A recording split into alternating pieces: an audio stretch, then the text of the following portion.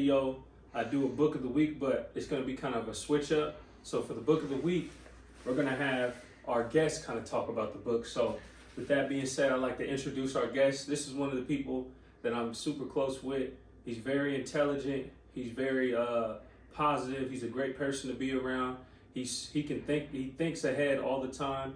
He's one of those people that you always want to have as a friend because of just who he is as a person, and he's always going to bring you up. With that being said, my rugby bro, John Hawkins. Yeah, appreciate it, bro. Appreciate it. What's up, dog? How you doing? I'm doing well. I'm alive. Alive. How you feeling today, bro? Man, pretty good. Got a productive day. Like we just got done shooting, which was pretty good. For the final project. 100%. Pretty exciting stuff there. And then, so with that being said, like, you get back into videography, like, how's that feel for you to even be diving into it even more on another level, like, right now? Yeah. Like, going into school and then majoring in that and pursuing that. Yeah, it's kind of, it's a daunting task. Sometimes it's pretty intimidating.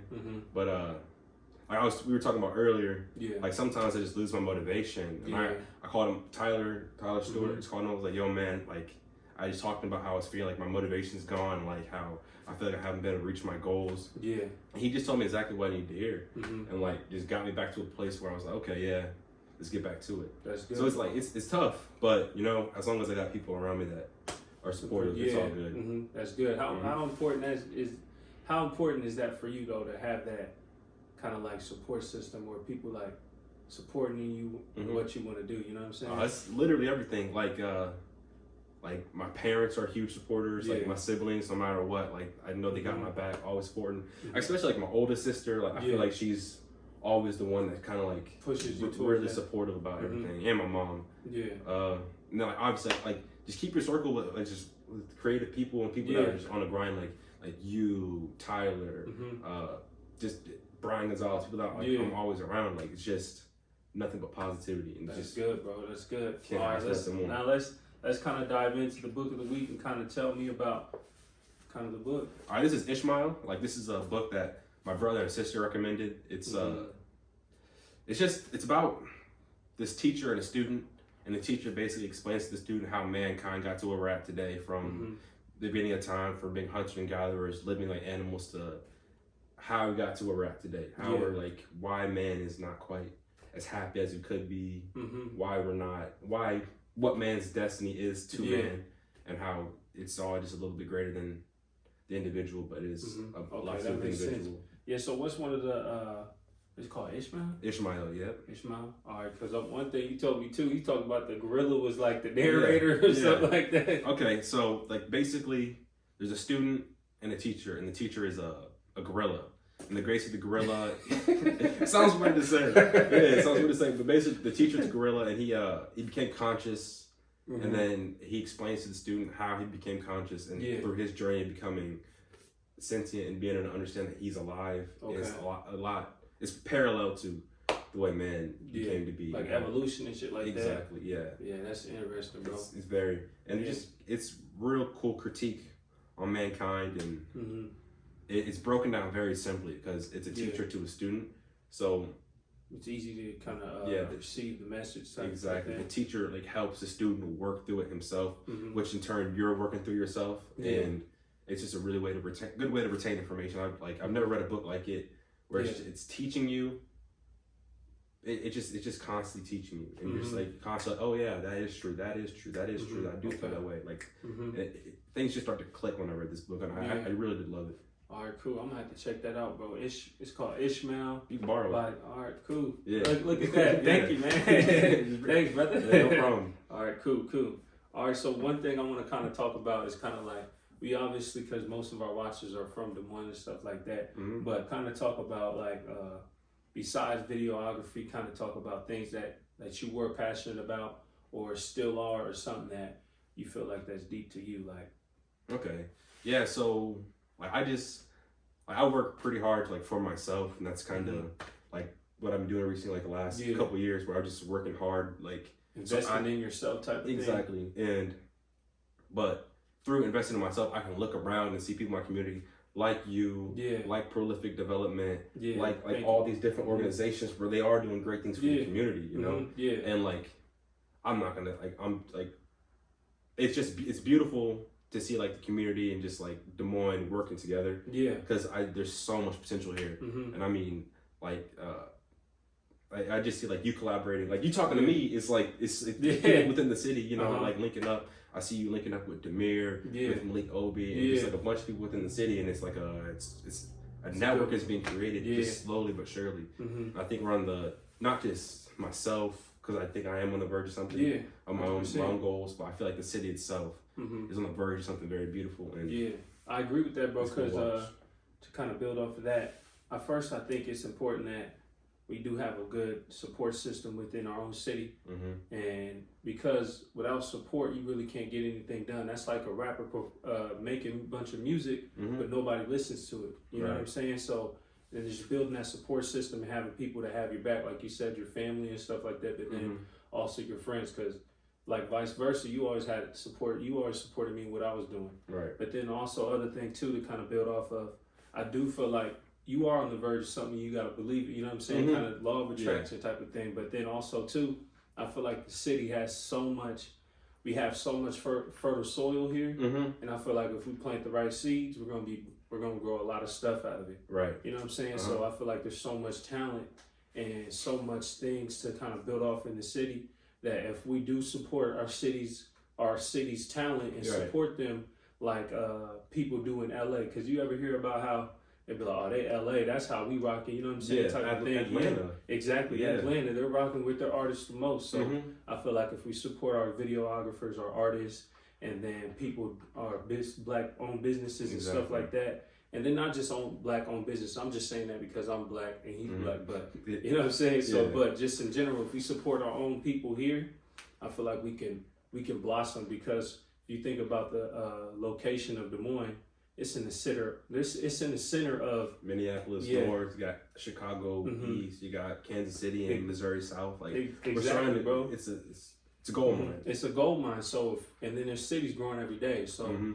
if we invest in our own city and our own talent, we can link those connections and brighten our light. Exactly. So other people can see. You know what I'm saying? So I feel like that's very important. And I feel like it's happening right before our eyes. Yeah, bro. Like every single day, I get on social media, I see people are linking up, and it's pretty cool to see. Yeah. And it's kind of like it's easy for me to believe in myself when I can look to my right. Like for example, Spencer's in Cedar Falls, Spencer Jenkins. Shout out to Spencer. Shout out to Spencer. What's up, dog? Dude graduated school. This 2020's been rough. The dude graduated from school. Like he just got a new job. He starts. What's today? It's today. It's Sunday the 10th or something. I don't know. It's a 6th, so he starts a new job tomorrow, and like Congrats to Spencer, man. Yeah, so he's like it's easy to look at my friends and see them doing great things. It's like okay, they put their mind to it. They worked really hard. Yeah, they're achieving their goals. It's my turn. Blaise Training, like from just before you even had T-shirts, you know, like bro. Now you're doing the T-shirts. Now you got people coming in every week. Yeah, like, it's a beautiful thing. Thank you, brother. I love to see it. It's a process too. That's one thing I kind of want to talk about. Is for me, I've learned it's just a process. Like you got to take your time. Like things just doesn't happen right away. So like, can you kind of talk about the process of you learning? Like first off, kind of where the idea of you even wanting to be a videographer or just wanting to dive into being a director one day, doing your own movies and stuff like that. Can you kind of dive in? Where did that passion kind of spark up? Was it just for movies or what was it from? I guess I love going to the movies since I was like a little kid. I remember going to see Pirates of the Caribbean with my mom and just hyped. I remember watching Do the Right Thing with my dad and like Malcolm X by Spike Lee and Do the Right Thing by Spike Lee. Those are the movies my dad watched, a lot of Spike Lee. Yeah. So I'm like, oh snap, like there's more than just like these white directors that are doing it. Like it's possible for you to be in that position. You see like Denzel in the movie, but it'd be like a white director, or you'd see like Viola Davis, a black woman with a white director, but then you see Spike Lee with like a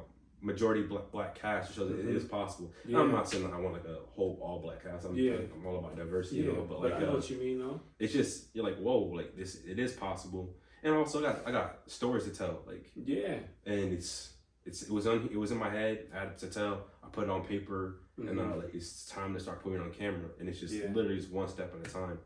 And then too, one thing I noticed about John is this dude knows like there's layers to knowing about movies.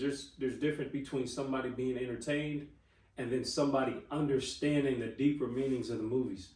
And that's why I said he's super intelligent, because he understands deeper layers of movies, and then he knows director style. So like, just like an author or artist of music, like artists have certain styles and melodies and deliveries and how they come out and do stuff. He knows the certain styles of the director, like Quentin Tarantino. Mm-hmm. Like, you know the style of his movie and his directing, and then you know the cut scenes, like, oh, that's a beautiful way he moved the camera and how they, you know what I'm saying? So you understand deeper layers of the movie. Like, can you kind of talk about, like, was that kind of like a natural progression, or was it just how much movies you consume? I'd say I'd watch something and I would like so I guess when I first watched the movie, it's mainly like I'm looking at the story. Yeah. Because I just like a good story. If the story is boring, or if it just doesn't make sense, I'm not gonna be engaged. Or I'll watch a movie where it's good until like the last 10 minutes, and I'll just hate the movie because it's like you face plant it, like you didn't finish it. And so I like the story first. But when it comes to like the camera work, that's fairly recent. Within the last, like, I'd probably say the last year of me like teaching myself. Like, first I was like trying to teach myself like the camera work and stuff. Yeah. And now I'm in school, so now when I see it like in a movie, I'm like, okay, I know how they did that. Oh, I wonder how they did that. Yeah. So it's just a little more. I don't know. It's like, once you get the information, you see it. You know, you don't know what you don't know. That's real, man. Once you get it, once you learn it, you can see it. You're like, oh, okay, I can do that, or I can do it this my way. Yeah. I don't know.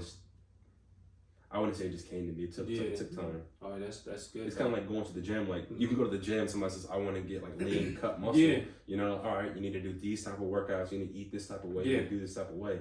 You just know it because that's what you dedicate your time to. Yeah, exactly. And that's one thing I feel like I need to point out too, is it kind of alludes to kind of what we talked about earlier, is the process of things, but then spending your time in it. Like, you don't learn these certain things if you went to school to learn it, and then you just got the information, and then now you're able to see it. But you had to spend your time doing these certain things. It was a long process to understand the kind of what was going on, what you needed to know. So I feel like for people, whatever you're doing, you got to understand it's going to be a process. Things do take time, and you're not going to just get everything in 2 days or 3 days or a week or even a year sometimes. You got to really put your time into it, and then it will start to happen. So two things I kind of want to ask you about too is, first, like, the power of putting things on paper, because you alluded to that earlier. Yeah. And then two, it kind of goes into the kind of theme of the conversation is the process. And then can you talk about how you put on paper, like, this is really what I want to do? And then keep kind of talk about why you made it like a 10-year or 5-year or a long process plan, and the power of that. You know what I'm saying? Yeah. So I read the book Think and Grow Rich, which I think you read as well. And Napoleon Hill basically talks about just the power of manifestation and putting it on paper, and then eventually it'll just put right down your goals, and then you can achieve it. Like, I kind of view, this is gonna sound weird, I view the future kind of like the past. Like, the past is, we know what the past is because it was written down. Yeah. And I know what my future is going to be because I also wrote it down. Like, that's fire, bro. That's fire. I have to say it. That was fire. Like, I put it on paper, so that shit's just as it's just as definite as the past. You know. And like, I guess when me and Tyler traveled, we were headed back, and I kind of was realizing what I wanted to do. I was like, how am I going to get there? What's it going to take? So I wrote a 10-year plan, and within the last year, it's changed. You know, like my first step was different than my actual first step that I took to get to where I am today. I'm not even where I want to be. But you left room for like improvement and changes and stuff like that. Well, just things change. You know, like, you can put it on paper, but then like, you're like, okay, this part isn't going to work out. Yeah. I didn't take this out. Instead, I'm going to go to school. You know, and now I'm in school. It's like, okay, this semester school's done, and I don't have it's like, this semester school's done. Like, what's next? Look at my list. Okay, the time period didn't really add up. The time, my timing isn't the same. So I need to tweak this so I can still reach my end goal. Yeah. But these steps in between, they have to be tweaked along the way. Yeah. Even if it means adding a little step. Like, let's say you have like let's say you're 1, 2. You'll add like a 1.5 before you get to 2. Yeah. Sometimes, because you don't have what you need. Yeah, exactly. You know? You just got to take it literally one step at a time, a baby step. Take a step back to take 2 steps. It's just that's good though. I like that a lot. And one thing too I want to point out is he's going to school now, but you experienced school already. And one big difference I think for you, and I talked to some of the people who listen to the podcast, kind of just walk backwards a little bit. I was talking and they were saying like, I get what you're saying, because my last podcast we kind of criticized school a little bit, but one thing we pointed out too is don't go to school. I think Malik said don't go to school unless you really know what you want to do. Right. And so to kind of fast forward to what we're talking about now, one big difference I think is not only your excitement for school, but then your success is you really know what you want to do and you're passionate about it. And can you kind of talk about the difference between like your first experience going to college and then kind of your experience now, and kind of talk about where your mind is now, because obviously, bro, when we was wild, we was wilding, we was having fun. We was having fun. But can you talk about kind of your mindset from when we first was in those dancer towers? You know, you was on the 9th floor, I was on the 11th floor. To kind of you diving into videography right now. Yeah. Okay. So first off, going to college the first time, 18, away from your parents, like the freedom that you have compared before, it's just you have options to do what you want, so you're gonna do what you want. So a lot of time, like I wasn't using my time well. I was studying business management, but it seemed like the right thing to do, but just didn't feel right. So like I didn't have the passion for it. I didn't care enough, and I wasn't getting bad grades or anything. I got sick and I missed 3 weeks of school, and like that set me back. And I was like, well, shit. So and that's like 3 months for college because they overload each day. Exactly. I mean, I didn't fail any of my classes, but it was bad enough where I was like, man, like this isn't even like worth it anymore. And like just some other stuff happened with my family where I just wasn't in the mood to like. I just didn't have the passion to go back. So I didn't, and then then I worked for a year, went to Australia, traveled for a little bit with Tyler. Then when we got back, like, I was like, okay, what am I gonna do? What am I gonna do? What am I gonna do? And like, I had my 10-year plan already figured out. But like I said, I had to race my first plane because my goal was to save my money, shoot a bunch of stuff, fly out to LA. And I was like, okay. But I started shooting stuff. I started doing stuff. I was like, okay, this isn't to the standard that I want it to be at. You know, this isn't to where I want it to be. How can I get there? So I was like, okay, back to square one, go to school. Like, they'll teach you the fundamentals, the basics, get you where I need to be.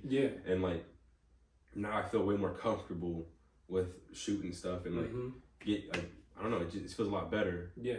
And I'm a lot more, it's just different. You can tell the difference. And I could just tell too, just about where your mindset is and what you're doing. Even for me too, is going back to when we was in school together. Like, our mindset was like, well, not to speak for both of us, but like kind of the mindset where we was at was we would play rugby, we would go eat at we'll go. Exactly. So like we just little horn dogs, to be honest. But like just we'll go to what is it, Rialto, just looking around, just being average 18-year-olds. We'll go out on the weekends, mesmerize, you know what I'm saying? But that was a little bit. Exactly. We'll hoop all day. Like, we were still active, like but now we're talking about, okay, how can I progress?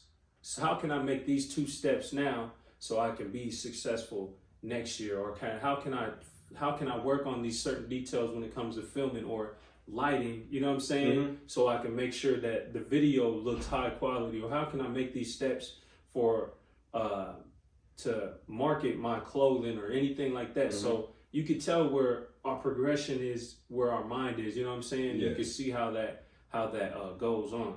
But then I kind of want to talk about too is we talked about, because we both traveled abroad and you don't see that a lot often, especially in this city or in Iowa. A lot of people have that closed type of mindset.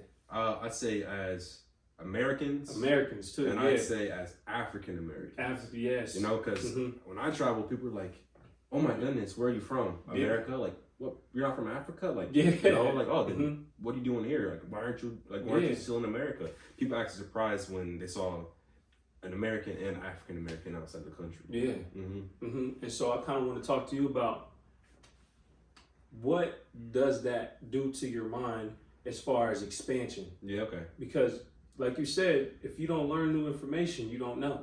You only know what you know. So to talk about how impactful and how beneficial it was for you to expand your thinking when you did experience different cultures and stuff like that, and how it benefited you now to who you are today. Well, you just, for starters, like, you're traveling and you meet a bunch of other travelers, and like they all have a different story to your story. You talk to them, you got get to know them, and they're from this part of the world, they're from this part of the world, and like let's say there's 10 people talking, each person from a different place. Like you're bound to learn something new.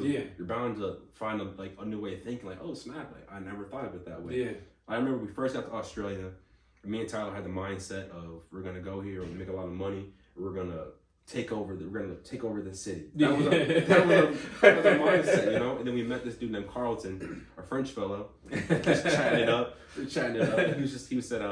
was like, why you want to do that? Like, you're here. Like, you do that when you're in America. Go travel, go see this, go see that, go do this, go do that. And he gave us a different, it's weird, but our mindset was initially like, how are we gonna make money? I feel like that was a very American way to think about it. Yes. It took a French man to be like, yo, like, what are you doing about money for? Like, it's not, you're not here to make money, right? You're here to like try something new, experience new things, meet new people. Like, don't worry about the money. Didn't worry about the money. The money, it came anyway because, you know, you had to find work, but the money came. The experiences came. So the mindset has changed.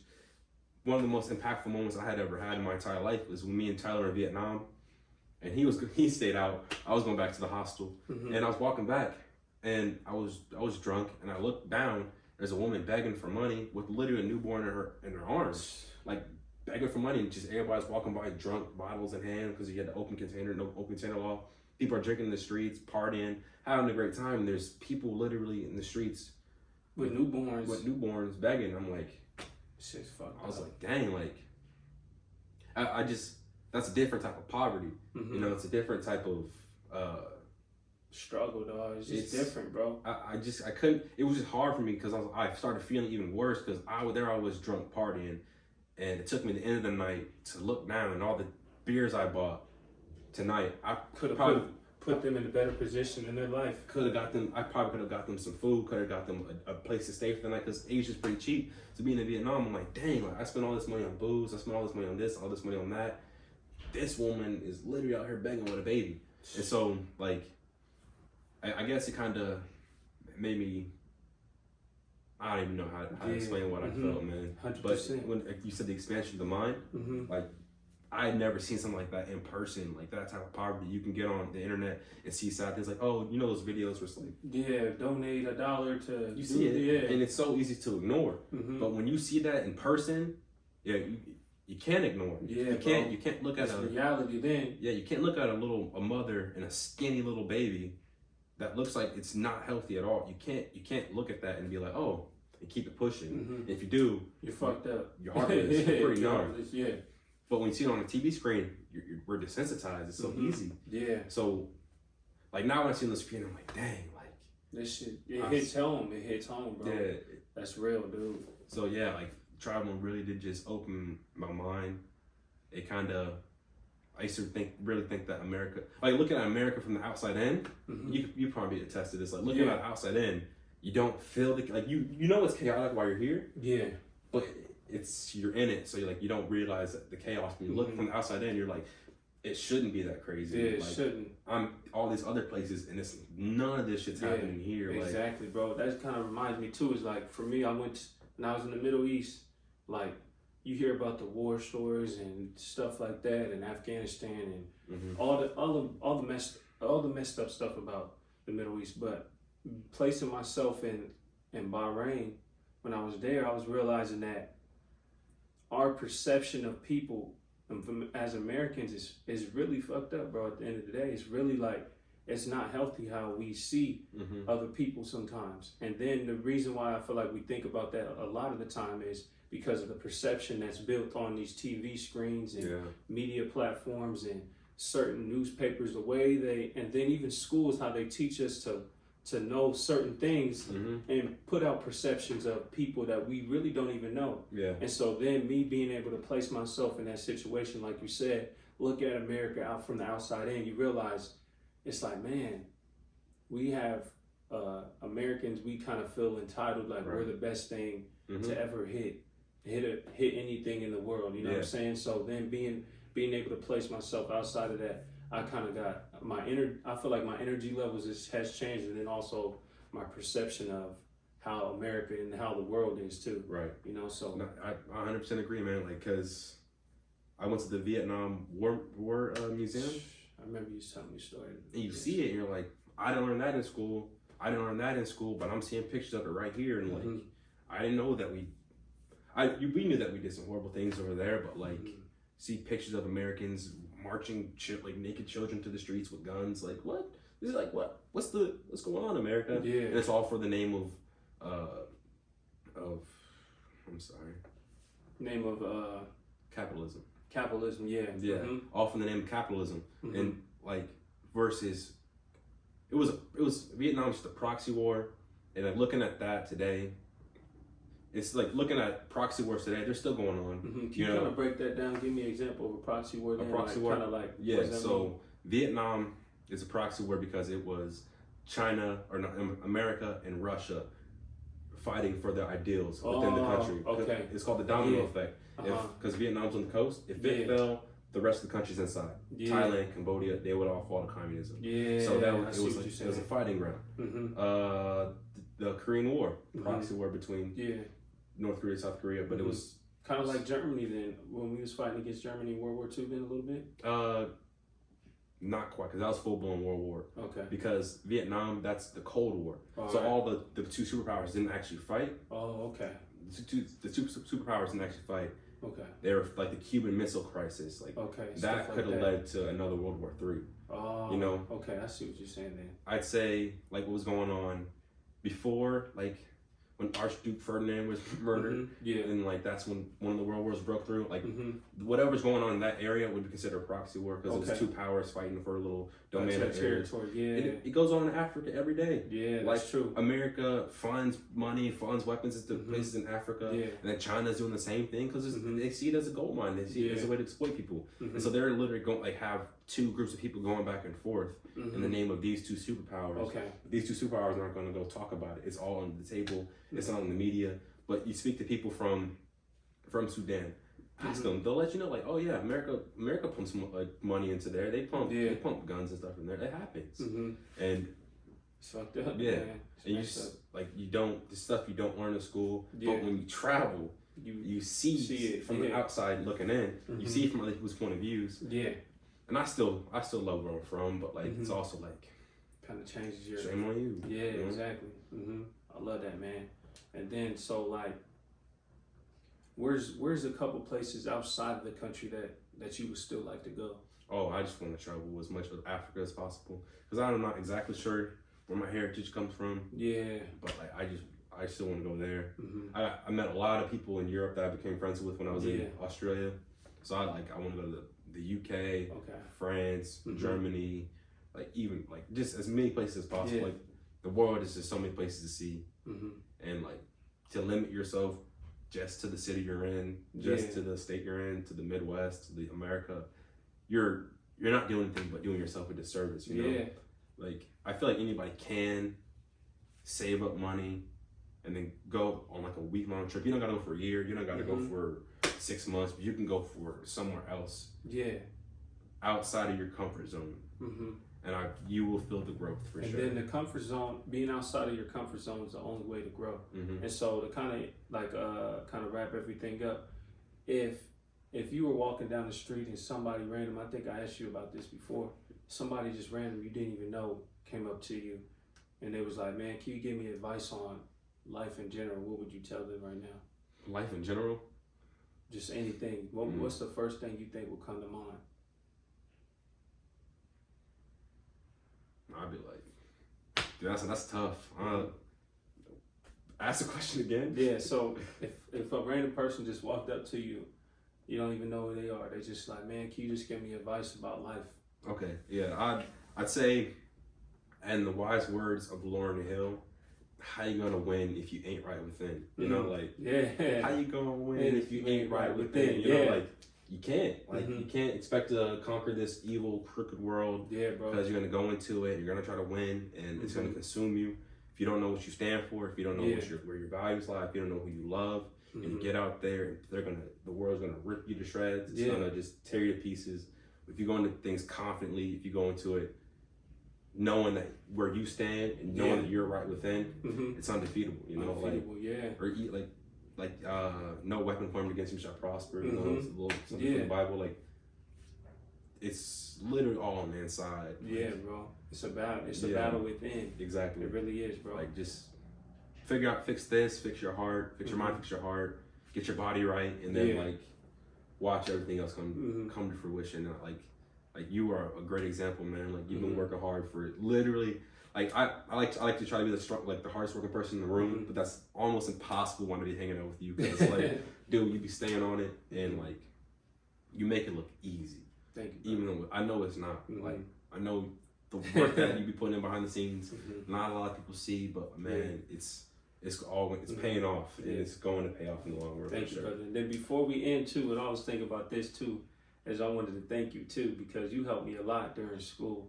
Like, because freshman year, you know how hard it was for me, like not playing football and just going through that. Like, you changed my life a lot, bro, because when you was like, man, just come out for rugby, bro. Like, that was like a life-changing experience for me, bro. Like, because it was a hard time for me. Like you said, not right within. I wasn't right within as far as mentally, emotionally. I was just everywhere. Like, especially that freshman year, man.